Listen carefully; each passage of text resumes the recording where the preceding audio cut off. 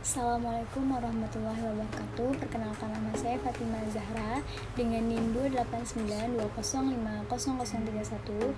Saya dari Fakultas Ekonomi Prodi Manajemen Universitas Pancasakti Bekasi.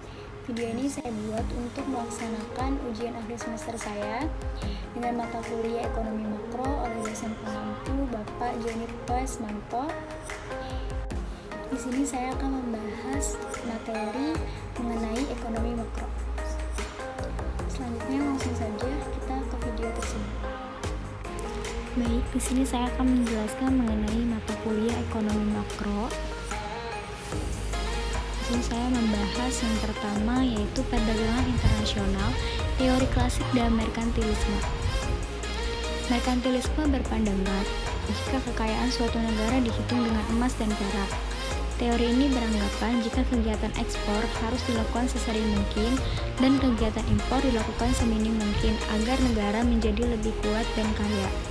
Menurut teori-teori klasik, biaya produksi per unit output konstan, tidak berubah walaupun volume produksi berubah. Dengan demikian, berapapun sesuatu negara memproduksi suatu barang, biaya atau harga per satu unitnya tetap tidak berubah. Selanjutnya, di sini ada rintangan dan kebijakan ekonomi internasional. Yang pertama, regulasi atau kebijakan pemerintah. Meskipun mendukung perdagangan internasional, negara juga tetap harus melindungi industri yang dalam negeri dengan membatasi jumlah produk asing di pasar domestik. Lalu yang kedua, ada perbedaan bahasa. Sebelum melakukan perdagangan internasional, ada kesepakatan yang harus disetujui kedua belah pihak. Bahasa bisa menjadi hambatan karena bisa menyebabkan kesalahpahaman, dan ada beberapa lagi untuk rintangan dan kebijakan ekonomi internasional. Di sini saya mengambil hanya dua. Selanjutnya, ada stabilitas ekonomi dan keuangan negara. Stabilitas sistem keuangan sebenarnya belum memiliki definisi baku yang telah diterima secara internasional. Oleh karena itu, muncul beberapa definisi mengenai SSK yang pada intinya mengatakan bahwa suatu sistem keuangan memasuki tahap tidak stabil pada saat sistem tersebut telah membahayakan dan menghambat kegiatan ekonomi.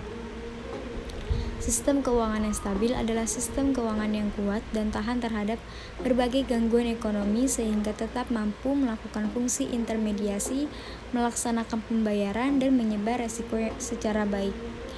Stabilitas sistem keuangan adalah suatu kondisi di mana mekanisme ekonomi dalam penetapan harga, alokasi dana, dan pengelolaan risiko berfungsi secara baik dan mendukung pertumbuhan ekonomi. Hal ini umumnya merupakan kombinasi antara kegagalan pasar baik karena faktor struktural maupun perilaku. Kegagalan pasar itu sendiri dapat bersumber dari eksternal dan internal. Selanjutnya di sini ada permasalahan pokok pembangunan ekonomi. Yang pertama yaitu kemiskinan. Masalah kemiskinan merupakan masalah bagi setiap negara. Masalah kemiskinan mendorong setiap negara untuk melakukan pembangunan. Yang kedua, ketimpangan dalam distribusi pendapatan. Masalah kemiskinan seringkali dihubungkan dengan masalah ketidakmerataan distribusi pendapatan. Pertumbuhan ekonomi yang terus-menerus tidak selalu dapat mengurangi tingkat kemiskinan atau pertumbuhan ekonomi tidak berkorelasi positif dengan distribusi pendapatan. Yang ketiga yaitu pengangguran. Masalah pengangguran merupakan masalah pokok yang bersifat jangka panjang yang harus dihadapi oleh suatu negara. Lalu yang keempat adalah inflasi, yaitu terjadinya kemerosotan nilai uang akibat jumlah uang yang beredar terlalu banyak sehingga memicu kenaikan harga barang-barang akan berdampak pada menurunnya pendapatan real orang-orang yang berpenghasilan tetap sehingga daya belinya ikut menurun.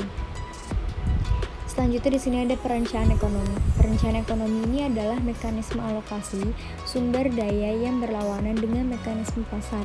Ada berbagai jenis prosedur dan bentuk-bentuk perencanaan yang dapat digunakan.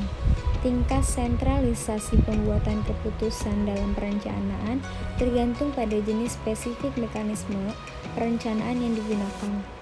Ekonomi yang terutama didasarkan atas perencanaan terpusat yang disebut sebagai ekonomi terencana. Dalam ekonomi terencana yang terpusat, alokasi sumber daya ditentukan oleh perencanaan komprehensif produksi yang memverifikasi hasil yang dibutuhkan.